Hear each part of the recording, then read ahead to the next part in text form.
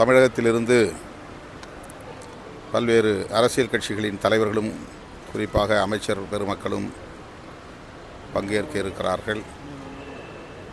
தொழில் முதலீட்டாளர்களும் தொழில் அதிபர்களும் இரண்டாவது நாள் மாநாட்டிலே பங்கேற்க இருக்கிறார்கள்.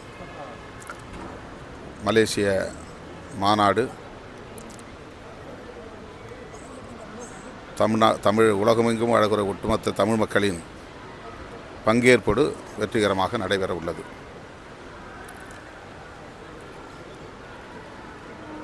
தமிழகத்தில் பல்வேறு இடங்களில் பெண்களுக்கு எதிரான வன்கொடுமைகள் அவ்வப்போது நடந்துள்ள சூழலில் அவர்களுக்கான பாதுகாப்பை உறுதிப்படுத்த வேண்டும் என்று விடுதலை சிறுத்தைகள் கட்சி அவ்வப்போது தமிழ்நாடு அரசுக்கு சுட்டிக்காட்டியிருக்கிறோம், வேண்டுகோள் விடுத்திருக்கிறோம். அந்த வகையிலே அண்ணா பல்கலைக்கழக வளாகத்தில் நடந்த பாலியல் வல்லுறவு, அதில் தொடர்புடைய குற்றவாளி கைது செய்யப்பட்டிருந்தாலும் கூட அந்த குற்றச் செயல் பெரும் அதிர்ச்சியை, வேதனையை உருவாக்கியிருக்கிறது. பள்ளி, கல்லூரி மற்றும் பல்கலைக்கழக வளாகங்களில் விடுதிகளில் தங்கி பயிலும் மாணவிகளுக்கு உரிய பாதுகாப்பை வழங்க அரசு கூடுதல் கவனம் செலுத்த வேண்டும் என்று வலியுறுத்துகிறோம். இந்த வழக்கை பொறுத்தவரையில் கைது செய்யப்பட்ட நபரையும் தாண்டி ஒரு சிலர் அதில் ஈடுபட்டிருக்கக்கூடும் என்ற சந்தேகம் வலுவாக உள்ளது. ஆகவே அரசு,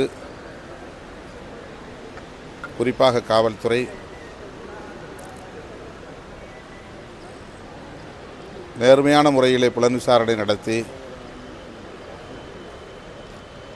குற்றவாளிகள் யாராக இருந்தாலும் அனைவரையும் கைது செய்து உரிய நடவடிக்கை எடுக்க வேண்டும். கைது செய்யப்பட்ட நபருக்கு உடனடியாக பிணை வழங்கக்கூடாது.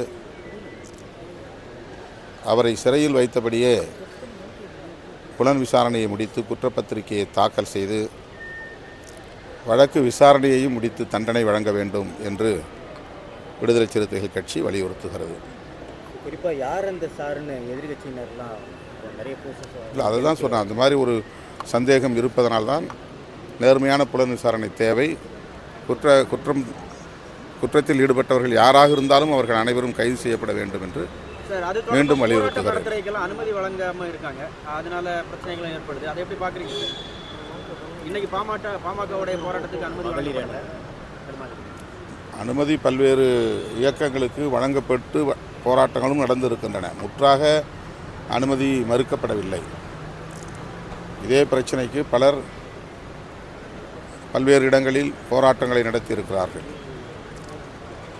ஆனால் இதை வைத்து அரசியல் செய்ய வேண்டும் என்று சிலர் உள்நோக்கத்தோடு செயல்படுவது, அதனால்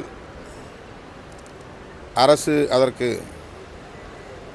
ஒரு முற்றுப்புள்ளி வைக்க வேண்டும் என்று அணுகுவதாக தெரிகிறது.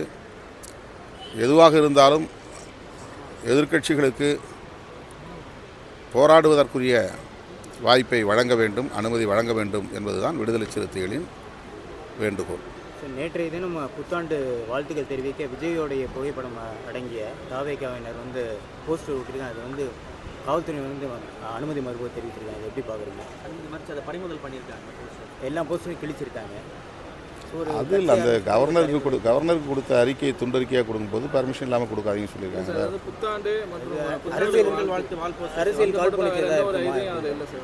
அது தெரியல, அது நீங்கள் நாம் இல்லை அந்த மாதிரி எங்கே நடந்துச்சுன்னு தெரியல.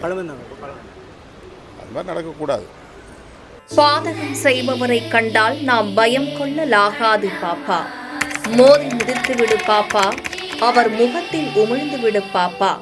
அண்மை செய்திகளை உடனுக்குடன் தெரிந்து கொள்ள இணைந்திருங்கள் எம் நாடு தொலைக்காட்சியுடன்.